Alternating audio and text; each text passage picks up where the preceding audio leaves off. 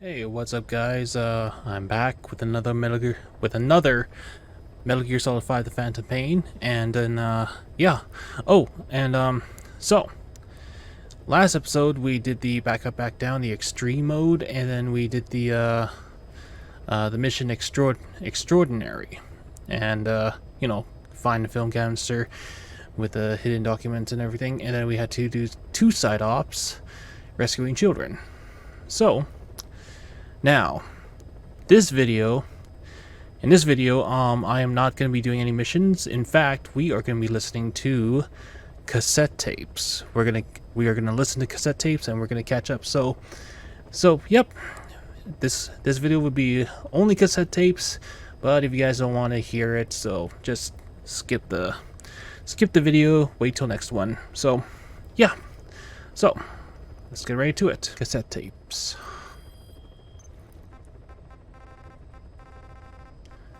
Okay, start with this one. Questioning Huey. The body found in the AI pod. Let's do it. Fine. Yes, Strangelove was doing AI research in that lab. Why hide that until now? Why? Okay, so what? I wasn't working alone. You've got to understand. You do understand, right? I didn't want to drag her into this. It's my load to bear, alone. So you didn't create the AI intended to drive Sahelanthropus. It was Strangelove. Skullface was never in favor of AI control. So naturally they argued. Strangelove, she got him angry and he killed her. How? You didn't see it? So you found her inside that pod after the fact. And you just left her body to rot in there. Or perhaps you put her in there afterward. I asked him not to take her away from me. So she was killed by Skullface, but you asked nicely, and he put her body in the AI pod for you? That's right. Pathetic.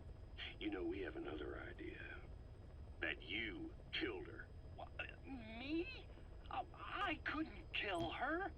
You killed her and locked her body in the pod. I wouldn't. Don't treat me like one of you.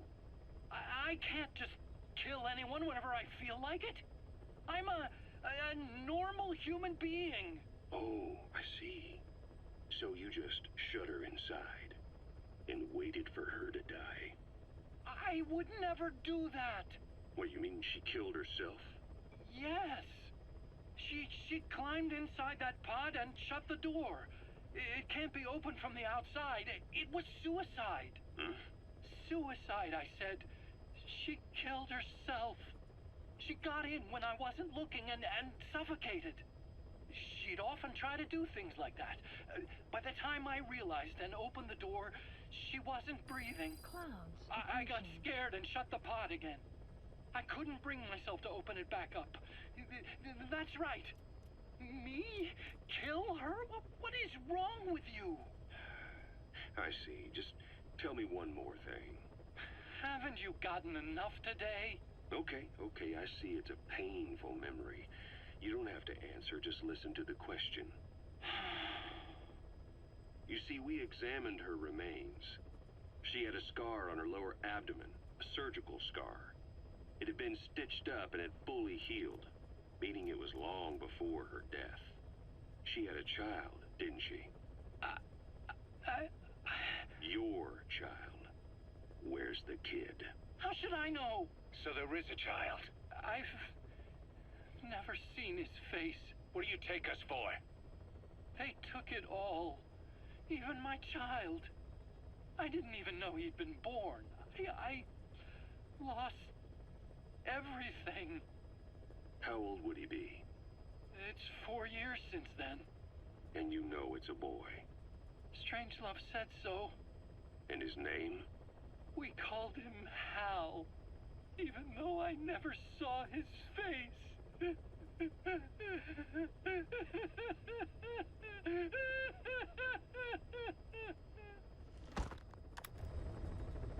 I don't buy that. Anyway. Okay, on to these ones.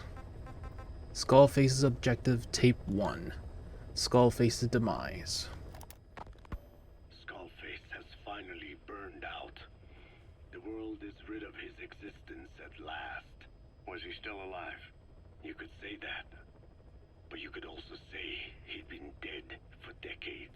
What's that supposed to mean? Biologically speaking, it's hard to say how much was his life. Side effects from the treatment? No, the primary effect. Keeping a dying host alive as long as possible. That is the whole point. But in the end, he grew too dependent on his children. As if he had any other way to keep on living. He first underwent parasite therapy before the Soviet Union became his home. His body was horribly burned.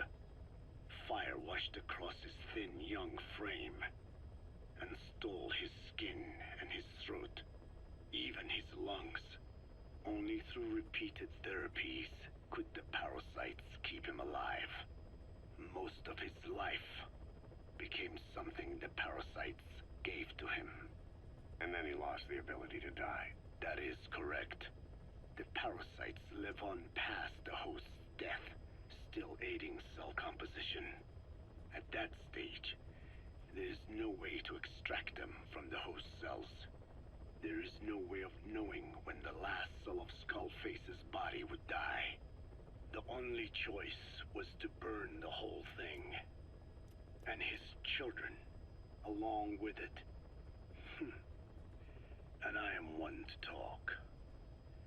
When my life is snuffed out, I expect you to treat my body the same way. And when I burn, I will truly be one with my children for the first time. Okay. Wow, so burning them is the only way to kill them off. Alright, whereabouts of the third English mating pair? You say there were 3 English vocal parasites? According to Skullface, yeah. Skullface had 2 of the English strain with him. You burned both of them. There was an oil fire. I tossed him in. So that just leaves 1. And you tell me Skullface said he used it. He said it was very close to me. Very close. One of your comrades, or someone ordered to kill you. Or he could have been speaking metaphorically. Metaphorically? Close to your spirit, close to your heart. Someone who either loves you or despises you. The second one makes a long list. Whichever it is, act with caution. Skullface implanted someone with the English language strain. Who it is irrelevant. Why? I tell you what Skullface really meant. Very close to you means you will be exposed. All the infected here have been given the Wolbachia. Even if the vocal cord parasites infect them now, they cannot reproduce. But if there's a different host among us, host to the English strain. If that were the case, we'd see the symptoms. What about the non-English speakers? We have plenty of those, but the staff use English as a common language. But if that someone has not spoken English yet, and begins to speak it now, there'd be another outbreak. The final mating pair of the English strain must be found immediately. Skullface is gone, but his threat still remains. On this base, do you see what the final mating pair is? With him dead, those parasites are the stain he wished to leave upon the world. His thirst for vengeance. In the flesh. Think. Does anyone here bear a grudge against you? Who would target you specifically? Well, we already know where this third English strain is. Quiet. But, yeah. Anyway, Skullface's ethnic liberation parasites. The ethnic cleansers that Code Talker mentioned, they weren't Skullface's true goal. All we have is circumstantial evidence, but here's my theory. It was Cypher who started developing the vocal cord parasites as bioweapons, parasitic weapons, and Africa was the testing ground for them. As Code Talker said, their purpose is the ethnic cleansing of only those who speak a particular language. So they could do a weapon of mass destruction to eradicate specific groups, races, ethnicities, or colonies by the language they speak. Or a kind of absolute language control. Or maybe a tool for those arrogant fools to build some misguided utopia. I can see plenty of uses for them. However, in practical terms, they wouldn't be as dangerous as you'd think. Counteracting the parasites is easy, after all. Cut them out of your throat to save your life, or just don't talk. That also prevents the infection from spreading. So if the international community were to find out about them, they'd no longer be the threat they were conceived to be. In which case, their targets would be limited to minority groups, as a deterrent or a terrorist tool. It's hard to imagine Cypher developing something like that as a main weapon for their arsenal. That leads me to think we've only tugged on one little thread in Cypher's grand tapestry. An obscure corner of their work, possibly forgotten altogether. In any case, things changed. When Skullface was forced to relocate to Africa and he saw that thread dangling. All the time he continued that research, he was secretly following his own agenda. The ethnic liberator parasites. His English language strain. Okay. Conjecture about English strain production. Skullface said there were only 3 samples of the English language strain parasite, and I think we can believe him. Bringing his ethnic liberator's plan to fruition depended on creating an English version of the vocal cord parasites at all costs. But an English strain would have been useless to Cypher. Worse, it could have destroyed everything they'd built. It was the one type they couldn't allow. That means Skullface was forced to develop his English strain out of sight of Cypher's network. Naturally, he couldn't use the greenhouse facility Cypher had set up and filled with guinea pigs. Skullface must have found some secret place to create his precious few English parasites, hiding all evidence like a man cheating on his wife.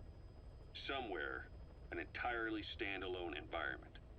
And when his plan entered its final phase, he must have made the place disappear. Some little room, could be anywhere, but now nowhere at all. We'll never know where he did it, but to elude Cypher's surveillance, it couldn't have been big. I believe Skullface was telling the truth. There were only ever 3 samples of the English language strain.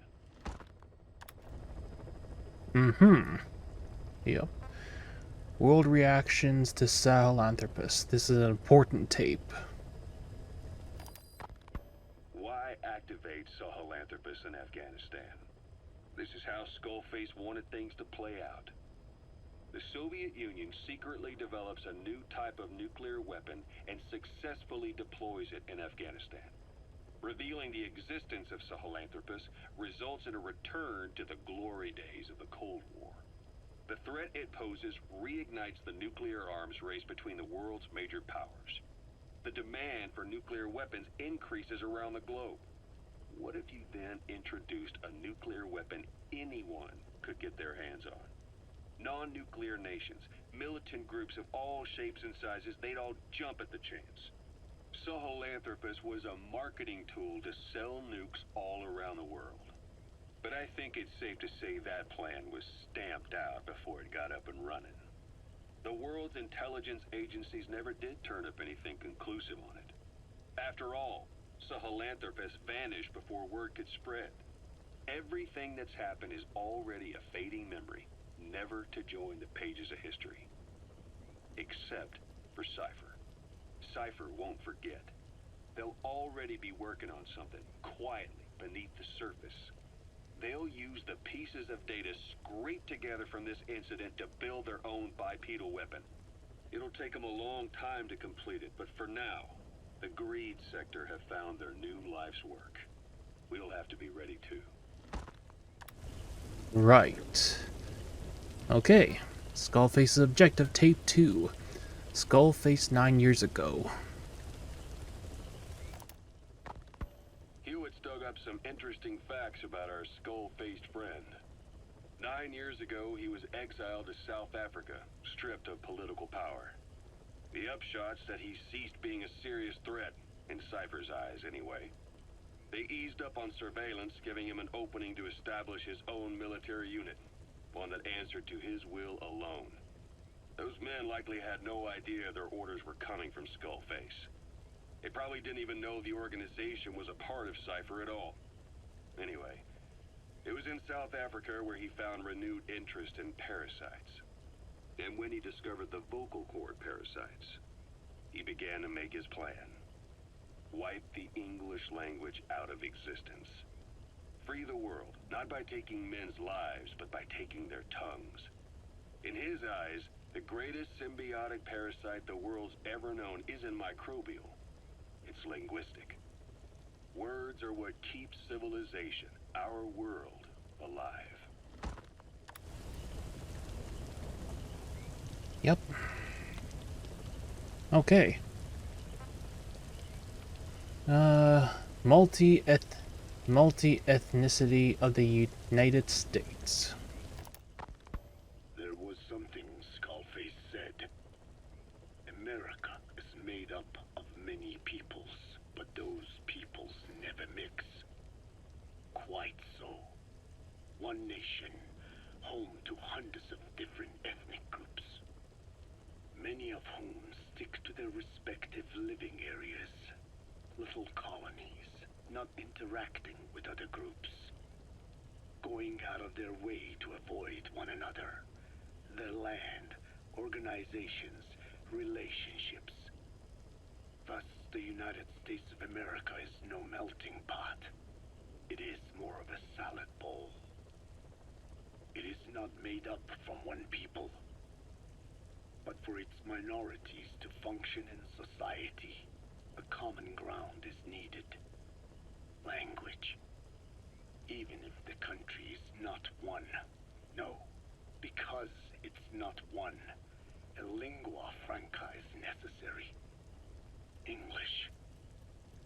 American hegemonism was born from the illusion that English could unite diverse ethnicities.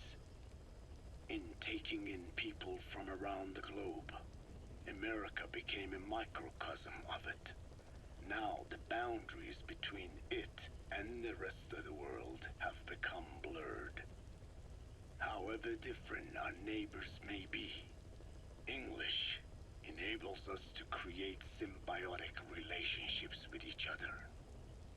If English can bring unacquainted neighbors together in America, this should hold true for the world. This salad bowl that is the world can also become one. Mm-hmm.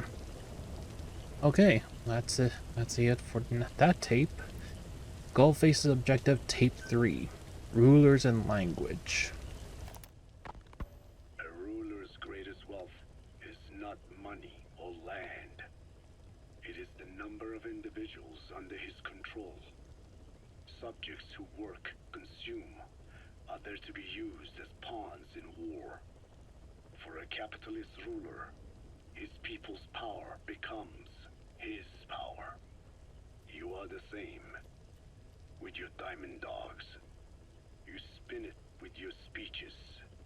But what you're doing is bringing as much talent as you can into your little domain. Every person another feather in your cap. Yes. Since ancient times, every civilization's ruler has had the same idea. When people unite under one will, they become stronger than the sum of their parts. And the one will is the ruler's will. And what do rulers use to bring people together? Language. In the Old Testament, it is written that only one language was spoken in Eden. A shared tongue that united all of humanity. Mankind eventually grew aware of its power and harnessed that strength to build a tower to the heavens. The mighty Tower of Babel. This angered God, who splintered the language of man, and the tower was never completed. Languages emerged, and the earth was divided as men went their separate ways. Every age is the same. A ruler's first order of business, after conquering new land, is to force his tongue on its people. Ancient Rome, Napoleon, and now Zero. English is wreaking havoc around the world right now. The British Empire tilled the land with war as its hoe, then began planting the seed that is English. Eventually, American capitalism became the new instrument. To play its game of wealth, you only had to abide by one rule: English. By exploiting people's desires, English has become a leash that people gladly wear around their necks, it would seem. Okay. Alright. Tape 4, Skullface's objective. The secret recording of Skullface and Code Talker 1.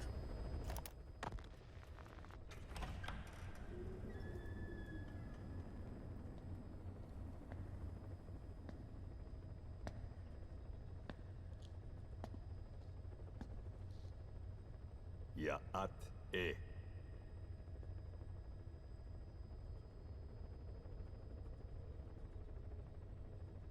You disappoint me. Have you forgotten my face? Leave me be.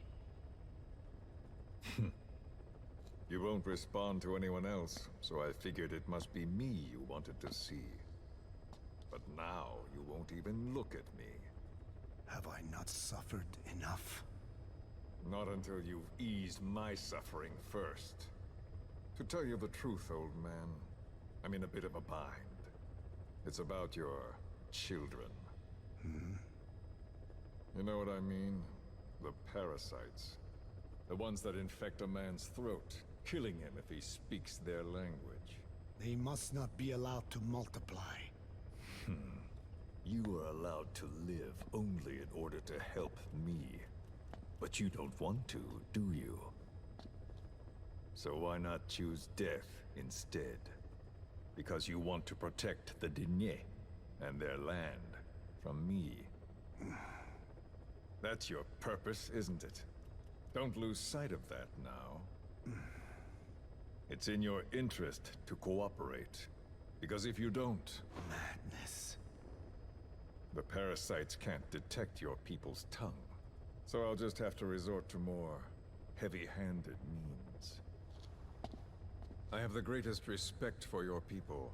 I would rather avoid such a thing, but we don't always get our way. I was born a tiny mote in a mighty tempest, and until those winds abate, all I can choose is how to act when they blow me this way or that. Tell me, Code Talker, what happens to a man infected with a pair of your parasites? Can they be removed? Can the full-blown symptoms be prevented? It is impossible to remove the parasites alone. They have too close an affinity with humans. Then how do you stop the symptoms from developing? All right. I was hoping for an answer now, but perhaps you just need a little more time. I'll be back soon. I've set up shop, not far from here. We'll be seeing a lot more of each other. If you're close by, then it is almost complete. We're in the final phases. All that's left is to see if I can actually disable a nuke, with the help of your metallic archaea. Once that's done, I won't have to return here again. And your suffering will end. As will your people's. We're almost finished, Code Talker. Each in our own way. My only regret will be not finishing you. There's nothing stopping you. I'm only alive because you want me that way. Ridiculous. As you wish. My regret is this misunderstanding between us. You and I, our goal is the same. We should be working together. A symbiosis. You do not know my mind. I simply want the Diné bloodline to endure. Really now? You're just another mote in the store. How you react to all the slings and arrows, that's what counts. That's why you call those squirming monsters your children. What I have done is forbidden. Forgive me, all of you. The world should be left the way it is. You of all men should know that.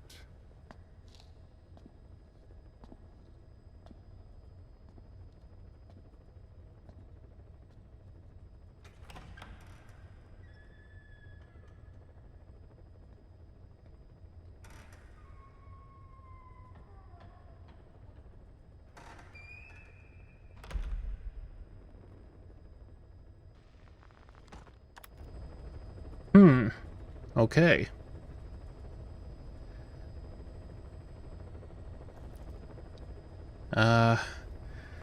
Alright, well, secret recording of Skullface and Code Talker 2.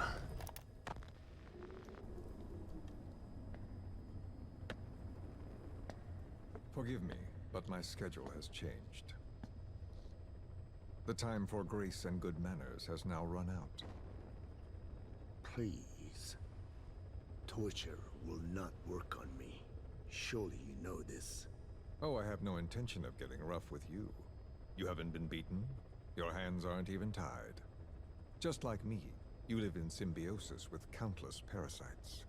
What wounds I might inflict, they'll patch right up. You might feel considerable pain, but I've no doubt you can withstand it. Then what do you plan on doing? I have a soldier standing outside. Nothing special about him, except that he always obeys.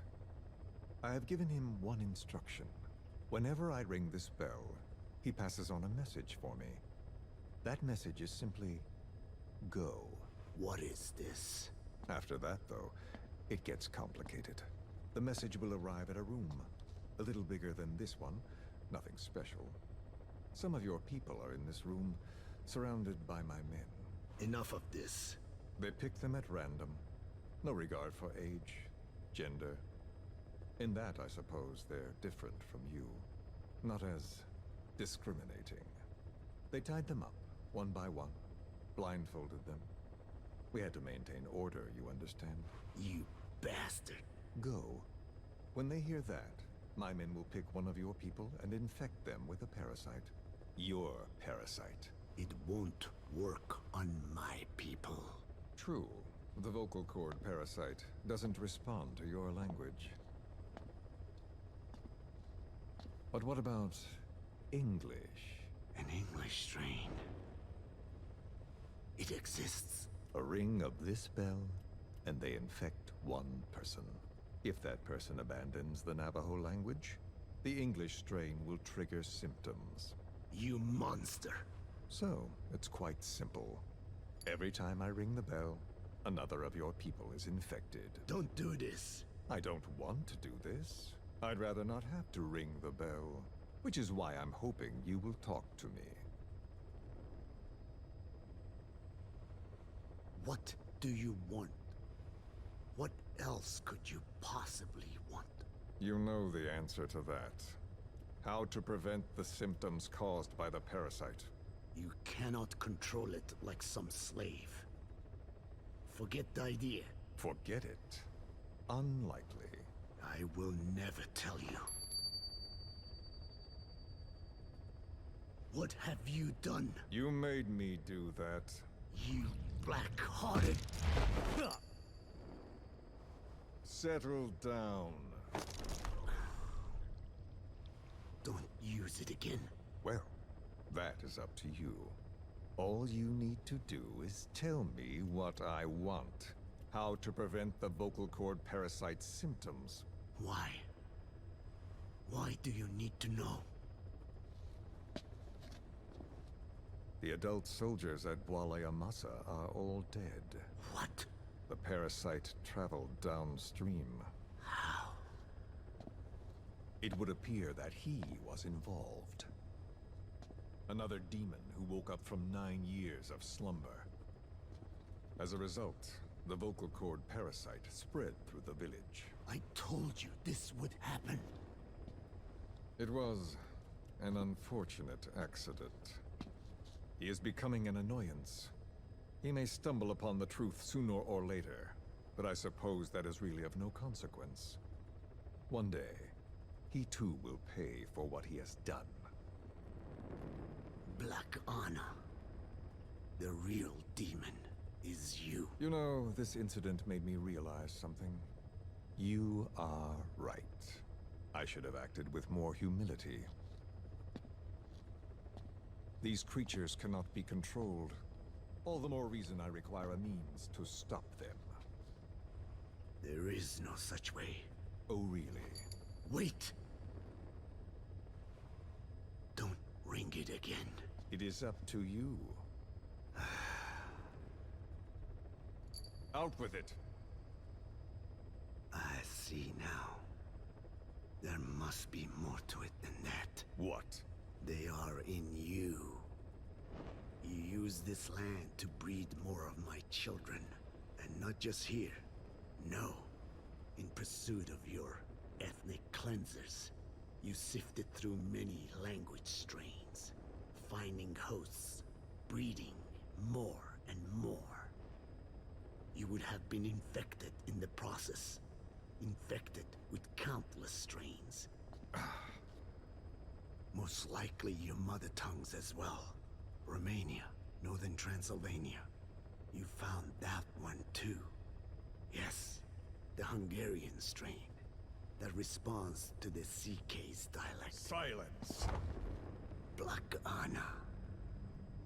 It is you who shall pay.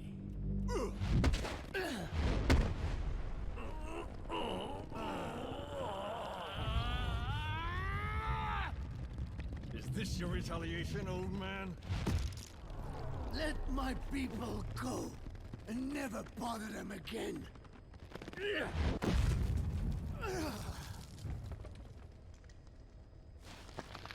You heard me. What now? What? No! What are you doing? I am not afraid. I probably have every language strain inside of me. Meaning all the world's languages are already lost to me. But that suits me fine. If need be, I myself can produce whatever strain is needed. And that means nothing to you. If you are infected, you can never again speak your mother tongue. Otherwise you will die.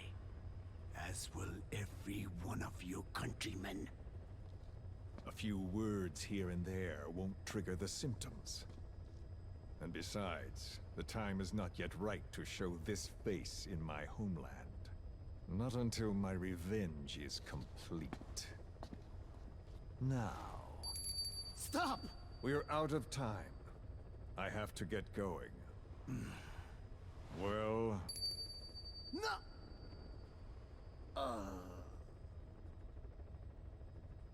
Radiation. It's radiation. Radiation, of course. So it can be used. But how much? I do not know. Radiation denatures their reproductive cells, preventing them from mating. Same principle as the sterilization technique. The reproductive cells are more sensitive to radiation than the rest of the body. But I have not tested it. There is no telling what mutation could result, or how the host may be affected. Not to mention what could happen if this is done post-infection. I don't care. This plan goes into action now. As long as it works, the details can wait. You wouldn't be lying to me, of course, old man. I can guarantee nothing. I owe you my life. My body has been burned on countless occasions, but it survives, thanks to your children. That is why I trust you. Then do not repeat my mistake. What's that? In the West, it is said that the Word became flesh and dwelt among us. In the East, it is said the man of flesh brings spiritual power to words. The people knew back then that these creatures carry the gospel. They do not belong in our hands. They must not be touched. How enlightening. I'll remember that. Consider this my thanks. What are you? Catch. No!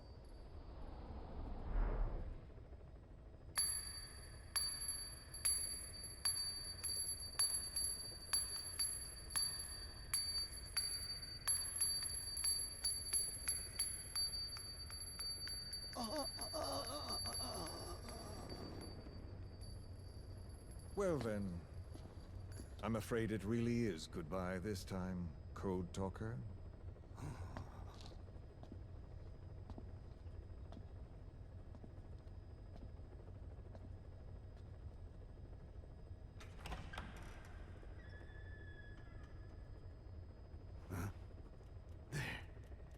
There is no soldier. Huh. Now where did he run off to? Guess he wasn't as obedient as I thought. There never was any soldier. So long. You! How dare you!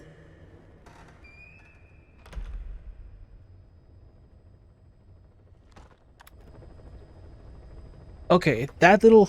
Okay, these two recordings here, I could see these being cutscenes, because if you listen to the audio doesn't really sound like a cassette, but like a cutscene audio. And yeah, they really should have showed these two as cutscenes. But yeah, all right. Now we're on to the important cassette tapes. The Children Escape, Tape 1. What prompted the escape? Boss, we gave Ralph, that kid who died in the accident, a burial at sea. The man in charge of that facility has been severely punished. But ever since, the kids have been acting strange.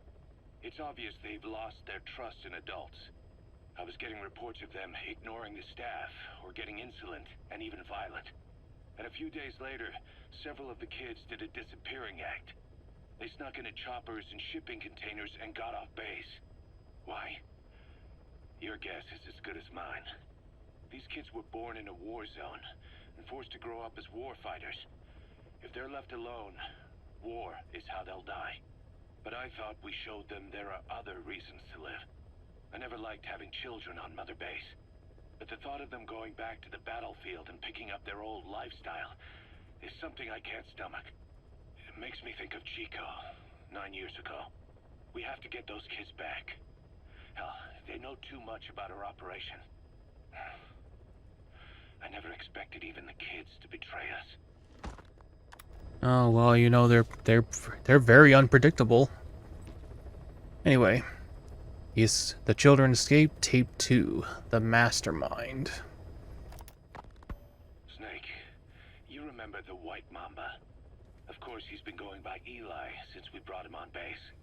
He was the leader of the child soldier unit we took out of that village and into our protection. Well, according to the kids you brought back here, all the escapees were especially close to Eli. There's reason to suspect he's behind all 6 escapes.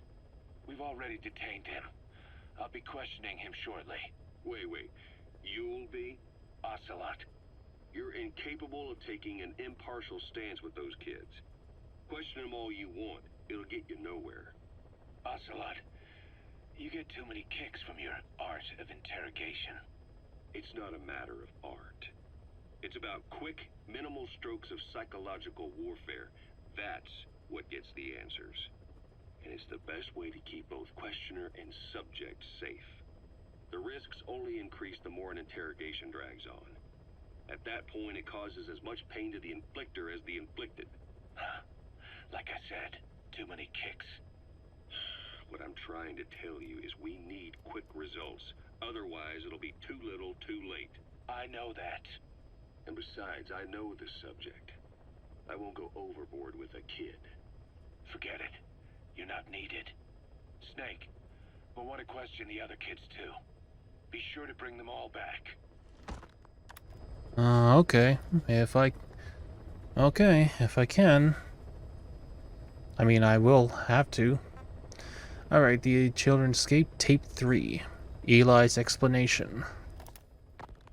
Snake, about the escaped children. Eli confessed. No surprise The way there. he tells it, they wanted to go back to the battlefield. Don't rob them of their freedom, he said. If you bring them all back, there will be consequences. Next to be asking for our surrender. Consequences? What consequences? No idea. That's all I have for now. You're too attached to those kids. Stop protecting Eli. Listen to yourself. Let me question him, and we'll get some real answers. Not necessary. I'll report as and when. Right. Yeah, he is getting a little too attached to them. Alright, the informant's report. Part 1.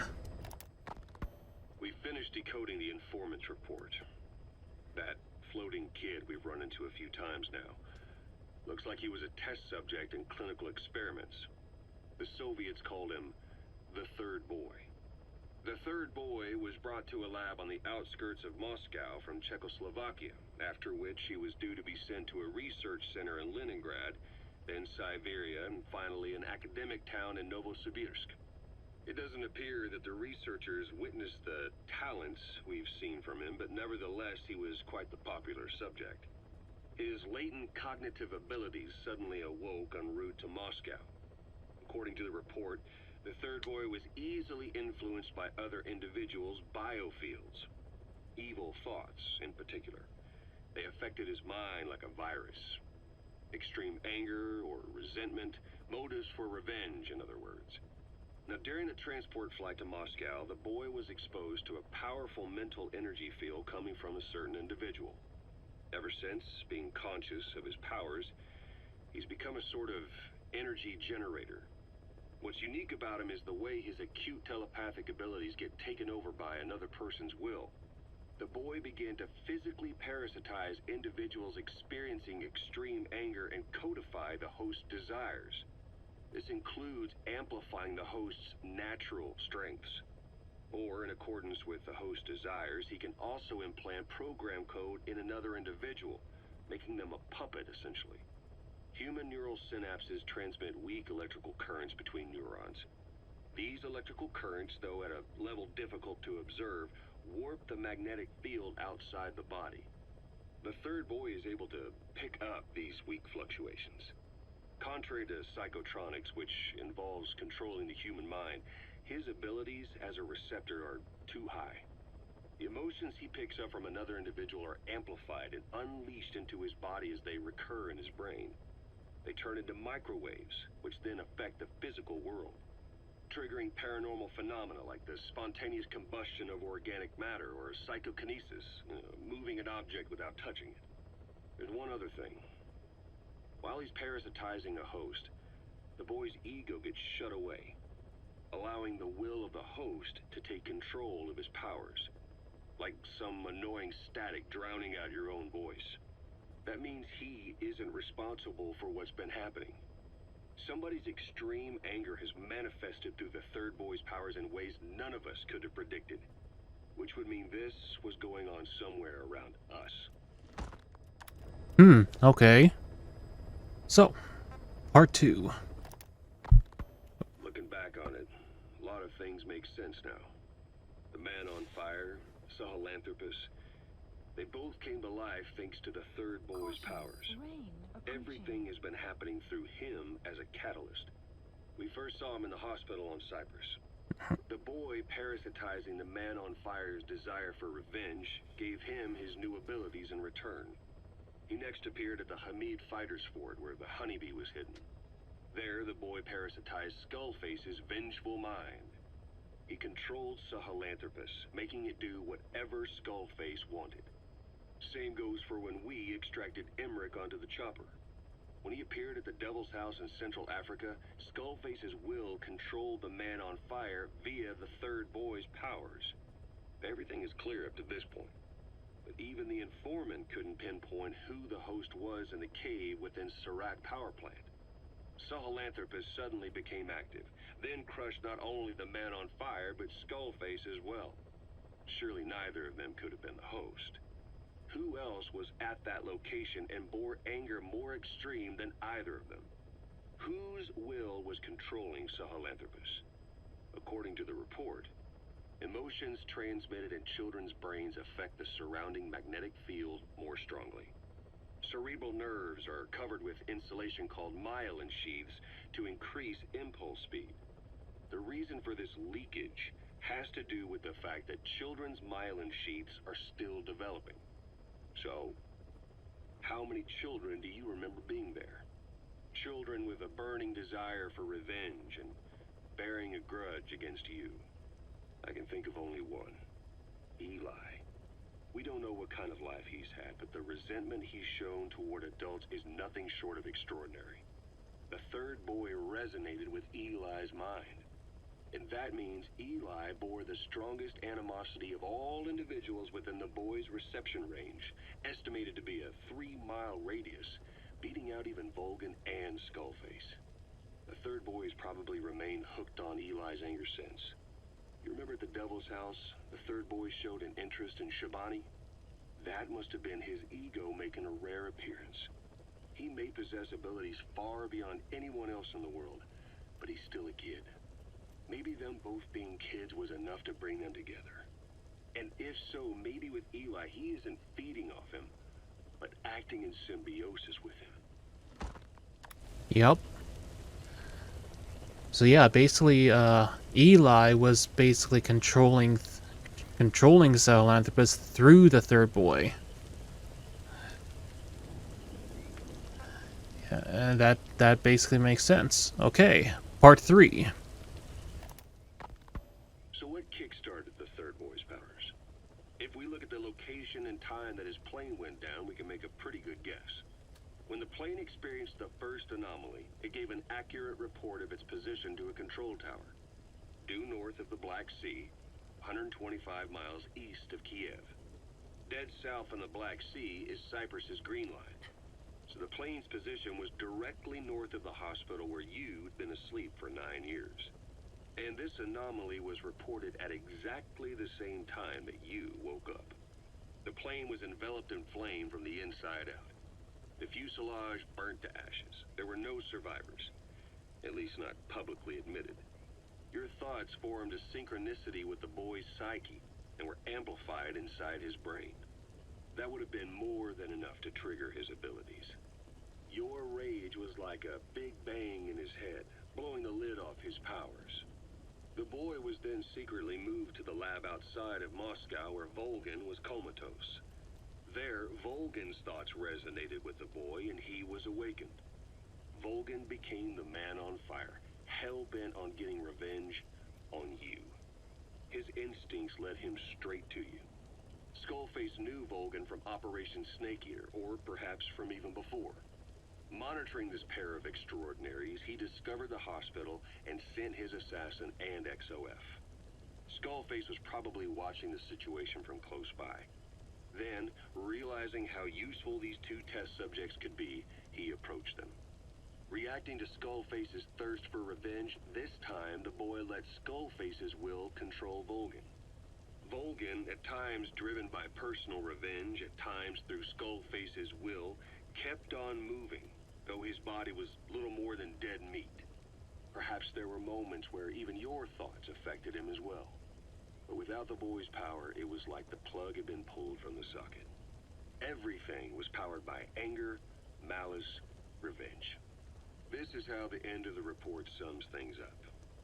Both the third boy and the man on fire were originally test subjects of paranormal research for military applications, like telekinetically controlling the leader of an enemy nation and making him launch a nuke, or stopping the heart of someone on the wrong side of the Berlin Wall, experimenting with latent human abilities.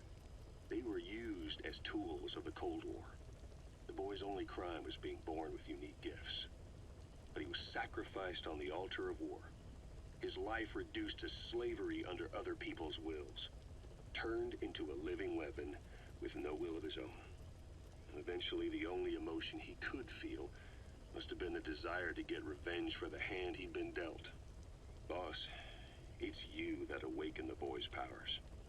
But there's more to it than that.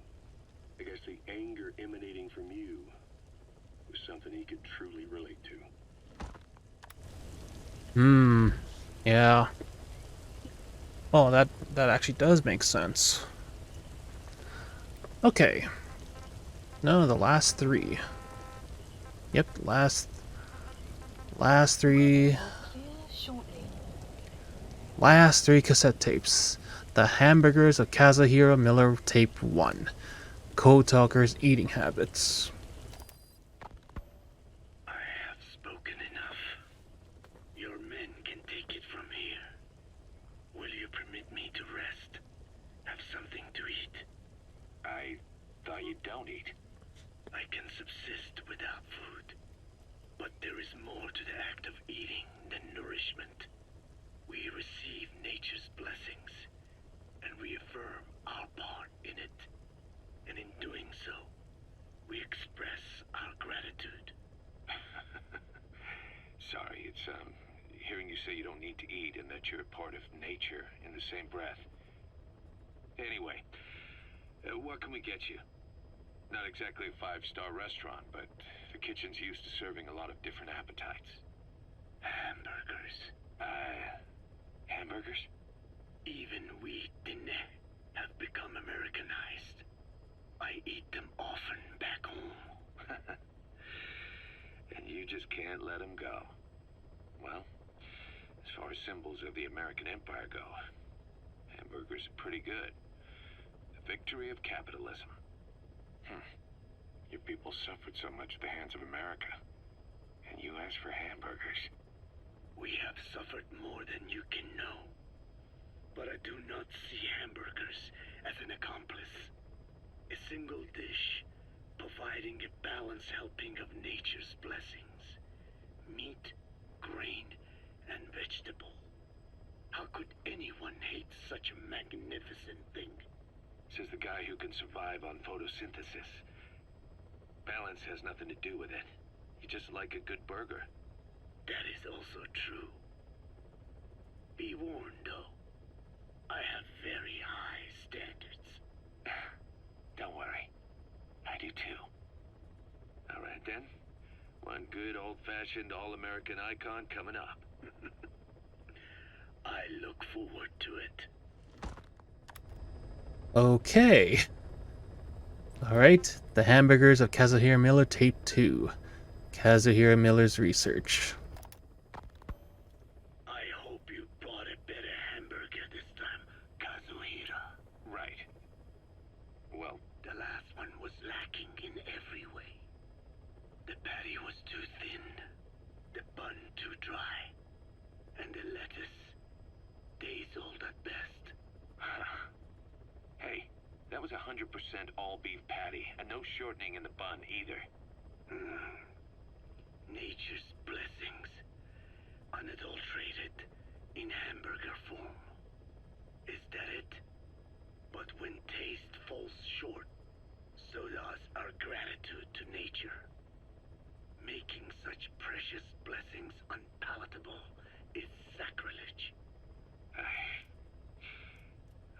admit it, but I think you're right. I should have known better than to settle for second best. That's why I had him run some more R&D, develop a new burger. In fact, one of our researchers just dropped by with the latest results. Here it is. See how you like this? We shall see indeed.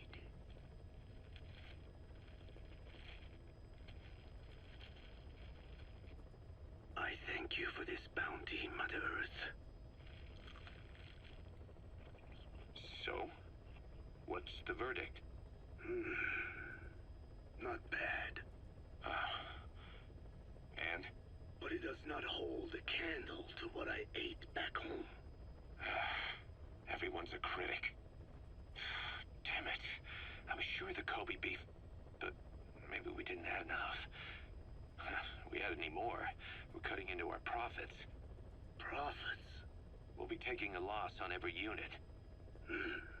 What are you talking about? Huh?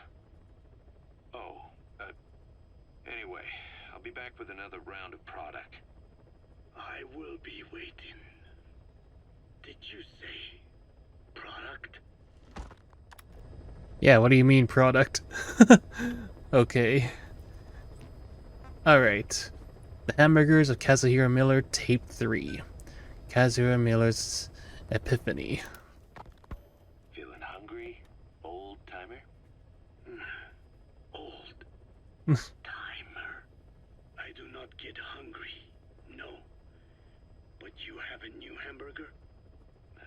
You guessed it. And this time we used lamb. Lamb. You're not a lamb kind of guy? A hamburger is made of beef. Who ever heard of a hamburger without beef? Yeah, but we gotta stay fresh, stand out from our competition. You're what? Just give it a try. If you say so.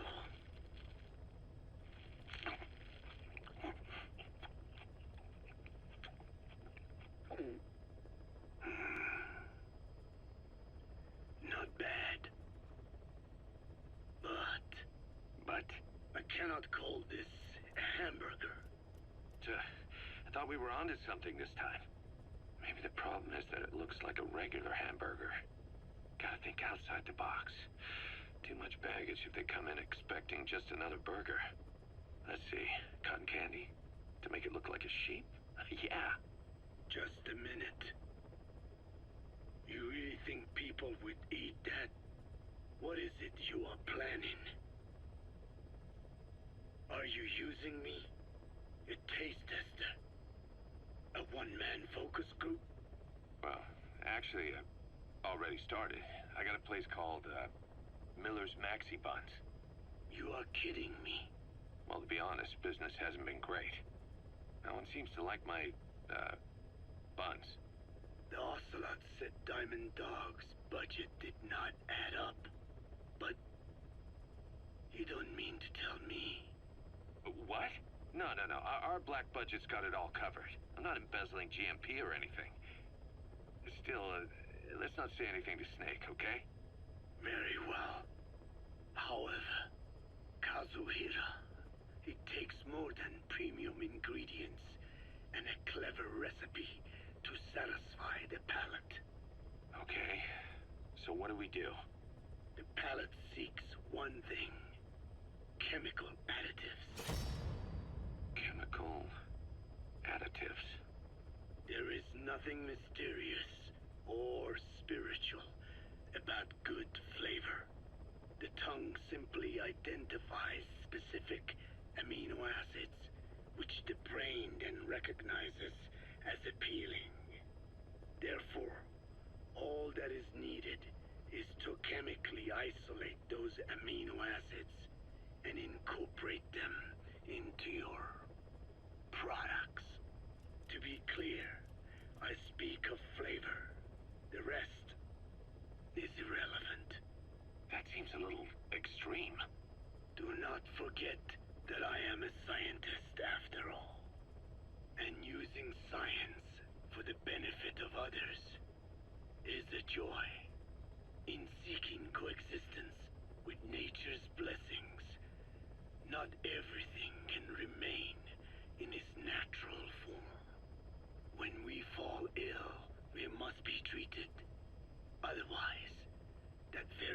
nature could cost us our lives. Agriculture is one of nature's many blessings. But through that process, we damage the surrounding vegetation. Yeah. Whether it's a massive farm or a tiny field, we always leave our mark on the land. The same is true of parasites. And for food preparation. If tapeworms in the raw meat of another animal enter the human body, they roam around trying to find their usual habitat. Sometimes even eating away at the brain in their confusion. So in looking through a scientific point of view, you see the necessity for processing food. Yes, it is also sometimes necessary to eliminate certain parasites, or selectively use or even modify others. Alternatively, we could say that if a man is part of nature, the work he does is also part of it. What is important is the balance. Yeah, you're right. Thanks, old-timer. You really opened my eyes. I fooled myself into thinking people today wanted high-quality, all-natural goods. But my favorite burgers were never about that. What they want is something like the first burger I had in America when I went to meet my dad. A Frankenburger loaded with additives. That's the America I knew and loved. I'll be back in a jiffy, old-timer. My next burger's gonna knock your socks off. Kazuhira, wait. What is important is how we balance the... quick for a one-legged man. Frankenburger. What kind of a dive did your old man take you to? I don't know. So that's where my GMP been going to, you know?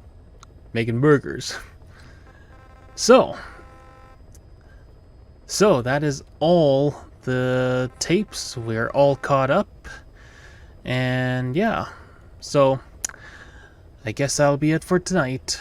And then yeah. Yeah, and then and in my next video I will try and do more missions. So yeah. Alright. See you guys.